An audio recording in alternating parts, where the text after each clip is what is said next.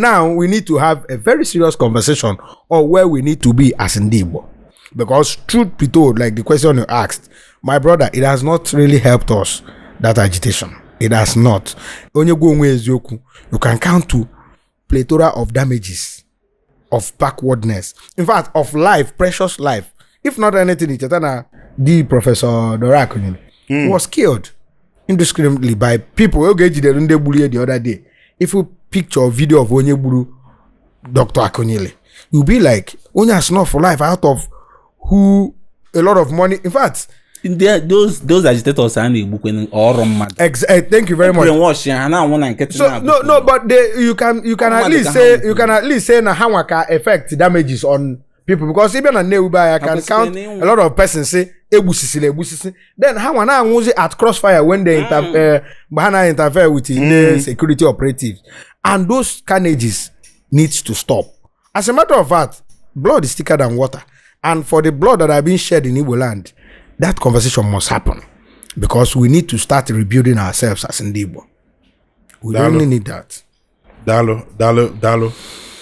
See, I put it to you, Ifeoma, a lot of Igbo, Cholo Biafra, true of us. True, that is why I said we need to have a serious conversation around our existence and our future. Our present day, yes, we bring what happened in the past to the discussion. Do you agree that the majority of No, there is no fact. There is no data to support that. Yes, because when we find out what loud minority, the loud minority and they make noise, then you think that they are in the majority. Yes, referendum is not in our constitution. I would have said, yes, let's support a referendum. Right? Good. If a referendum is conducted, then we can now stand boldly to say this is the data. But if Igbo from our various nucleus like Abia, Ebonyi, Enugu, Anambra, Imo, the leadership ML elect, these people have legitimate hold of power. Yeah, how whether to represent on the national level or at a various state level, if they can come together, Johannes and Igbo, which is the apex Igbo body, having this conversation, we can determine the number. But for now, it is just your, if I would say, Odogu's data, which is not supported by any credible Okay, your evidence. problem is that there's no data to actually... Exactly. If there is any data now that says that even if it is 51% of Igbo want out of the country, I will fully jump into it. Because I'm a Republican and I'm a Democrat. I want what the majority wants. Or Hakarase or Hazulume. That is the concept of democracy. In their majority say, we must go out for so reason. Then, this like myself, I want to believe with what the Zikism ideology. Igbo need Africa, not just the Nigerian space. Igbo need manufacture. Igbo need trade. Igbo need all manner of things. You can find in Igbo. Like one of our previous episode, when somebody was comparing Igbo to Ndiju. Ndiju actually left from Igbo land. In as much as somebody may say that name will data to support it, but I can tell you now Ndiju, Bundenalofia from an Igbo. Because it's not possible, it's not scientifically possible for a black man to emanate from a white skin. Under science, but environment can make a black person to turn white. Right? So no Ndiju, Bunde Yilindi Igbo. Therefore, it is safe to say Nandi Igbo Sina and Ndiju Sina Igbo were migrated. And it's not even possible na neba ebe Ndiju man have in a desert. Of course, Israel. Ebe predominantly Hano today. But this is a land full of honey, milk, a land that is arable, a land that is so productive and progressive. So, if Igbo, as Republican, as productive as we are, we need Africa. We need Nigeria to be our chessboard, a place where we advance our economic ideology to create wealth and prosperity for a whole lot of us. So we need that conversation, and without that conversation, there is no data to support what you are saying. Do you agree that majority of Igbo want Biafra? Even at that, majority in way support Biafra due to him another option. How for another option? Alternative. ha pụrụ another alternative. Thank you. Mana ọ bụrụ na abịa may educate properly, then enwe another alternative. Ị ga-afụ na that majority guys, hey, na ya makwa maka na ị ga-eji mara ya na-ekwu ọgwụ na ị na-discuss with somebody na-agwa ya the challenges dịkwa na this Biafra agitation. Mgbe ọ bịa si nke into that person, another question ọ ga-ajụ gị ka ekwenye ihe ịchụsị a ga-emezi. How do we do it? Ụfọdụ ga-asị gị ikwu karịa na start your own part nke esowe gị. Exactly. Ifu na-arụ na afụ ndị mmadụ ụfụ ọ bụrụ na anyị kụrụ bọtụl na Biafra na-eche ya ka o fuo, kama no afuro another alternative. If not Biafra, what else? Good. And because the president is not working anyway. The president is clearly, let's be honest about it. The president is not working. But it can work better. On an article during our Remembrance Day, our Biafran Heroes Remembrance Day, ask him now, why Biafra had feasible? One, and when an architect now I work with me, he's from Cross River. So there was a day I had a discussion about this. Awesome that now the reason Hana Mwezi join Biafra was that they cannot be minority to Igbos. Nandi be so kwa ya konya Hana ako.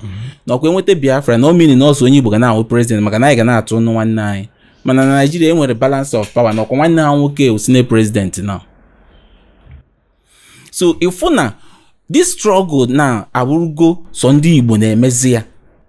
Mana wo na icho ka eme another thing ga adota onye obuna. This geopolitical region I nwere here nwere their own challenges. I kwesịrị create something ga-emetụta ndị ọzọ niile, and that is where restructuring comes in. Exactly. This energy I na-eme invest na agitation, can't we redirect it to restructuring? Exactly. Eme restructuring, the south will benefit better. Ndị ka akataji benefit eme restructuring with the southwest, the Yorubas. The middle belt, insecurity ha nwere restructuring will address it. Maka ha ga-enwe the control of their resources, control of their security. Ha mana echezi ka Nigeria na amị bịa. So the problem anyị nwere na anyị na-direct our energy wrongly. Ebe energy anyị kwesịrị ịga towards restructuring. Anyị kwesịrị ịma otu. So what we need to do, go the alternative or restructuring. That is what we need to do. At this particular moment, I am on the Southeast Development Commission. Southeast Development Commission ekwesịghị nọ n'asụsụ Igbo. I know they have plans. Mana ha kwesịrị inwe a framework ka emetụta ha ga-anọ in partnership with the state. Ha ekwesịghị na-enye anya ka Abuja na-afọ ndụ ha so. The state government na-enwetekwu ego. And whatever Southeast Development Commission ga-eme on a states ka a ga-afụkwa ya. Yes. On a states ka ha ga-eme ya. So all the governors on the Southeast kwesịrị work together with Southeast Development Commission. Yes. Man area of security, man area of education, man area of employment. Yes. Then, as I was saying, though that is what will help us as Ndi Igbo. It creates an alternative agitation DJ from this Biafran agitation na cost that is so much. Maka na ọwụ na inwe a rallying point. Southeast Development Commission kwesịrị a rallying point anyị for economic advancement and Igbo. O kwesịrị a rallying point anyị for economic advancement and Igbo. So ọwụ na anyị bịa there, e kwesịrị inwe a think tank group ga-agụzi anyị nọrọ there. O nwezi ihe ndị ọzọ anyị kwesịrị ime ga-help that the whole region they affected banye into agitation for restructuring. Okwesizi ewuli an Igbo agenda. Maka ni no owo na power point Yoruba na aka na hatiwe restructuring. Exactly. In the South South na iti restructuring. Mana power na hanakas for 6 years. So anyị nwa ka ọ dị n'aka asị ndị Igbo ịma na restructuring na ihe ga-save kwa anyị ndị egbu anyị maka what is happening na iti Biafra ewere federal might bi ebe akọsa. Some communities in there they abandoned. Awo this na ndị kpọrọ onwe ha agitators chofuru ndị bidie. No agitators pụọ kpaghara outside nata. Federal might achọrọ ha bịa there. And ịma na amị bịa, ọ bụrụ police na-eme investigation.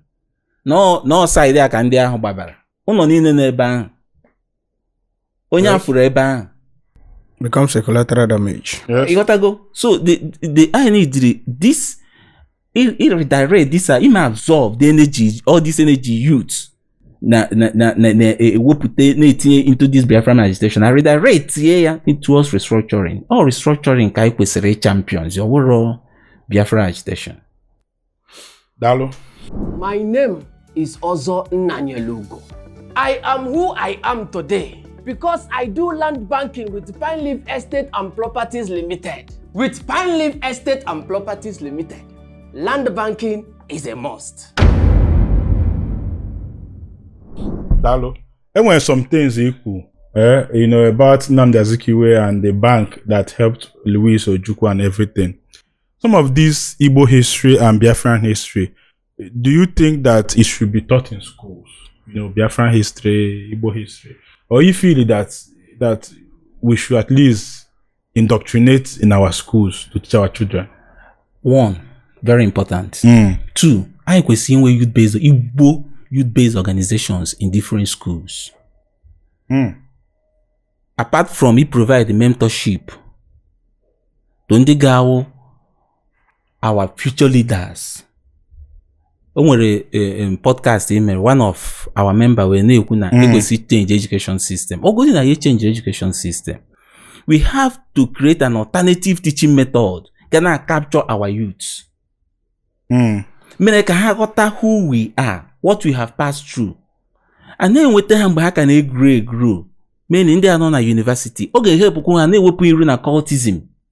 Yes. There was a day I was discussing with somebody and say that all in our people makwani ha enwe ụmụaka ya nwe opportunity ịba into court maka anyị nwere mmọnwụ groups anyị nwere mmọnwụ court ekwuru mmọnwụ ihe ndị banyị na-akpọ ya wee kwuru mmọnwụ ọ ịbata itonite ba ekwuru mmọnwụ ị mara ihe obodo gị wụ isoro na the warriors obodo nwe mgbe a ka a ga-anọ mood we gị ị mara values obodo gị mara ntọala obodo gị.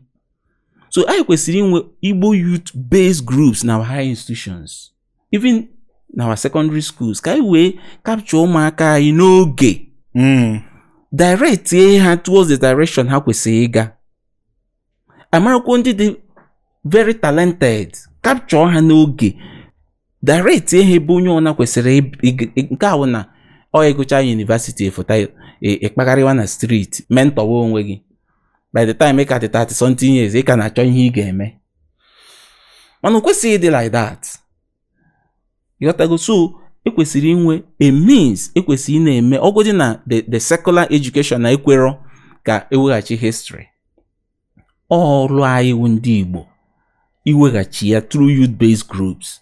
Na-akọkwara ndị be anyị na-ekwe ka usi na-eke uside na-eke uside. Ụzọ na-adị aga ya nke a na-eme ya ọ dịbụ n'ugbo onwe ihe nna gị gwacha gị aka na-ekwuzi ya ọ social media ka achị n'aka nwaanyị chịrị ụmụ ya chịrị nna chịrị onye ọ na-agbakọta azụ abata n'ụlọ no more discussion ya ga-ediscuss ozi ihe na-eme na social media. So ebe ọ dịgo otu ahụ we cannot remove it. Ya ma akwụsị na social media ga-akwụsị mana anyị kwesịrị inwe alternative arrangement. Ekwesịrị isikwe create that community and family setting for our youths. Ka ọ ghara ịwụ ha pụtazi ọwụrụ nọọsụ onye dị rude onye ga-akparị nwa mmadụ na social media nwere ike ịkparị gọvanọ kparịa chief obodo kparịa politicians kparịa mpa ya kparịa mma ya ndị youths afụta ya as noya influencer noya ka a ga-egewezi ihe ọ na-ekwu. So we have to find a way to change all this narrative. Ọ ya ka Igbo integration movement pụta ka anyị nye ndị Igbo future. Igbo kwesịrị inwe future. Direction. Yes. Dalo. Ị chọla na ama nwa gị isi. Ana na-enwero police case.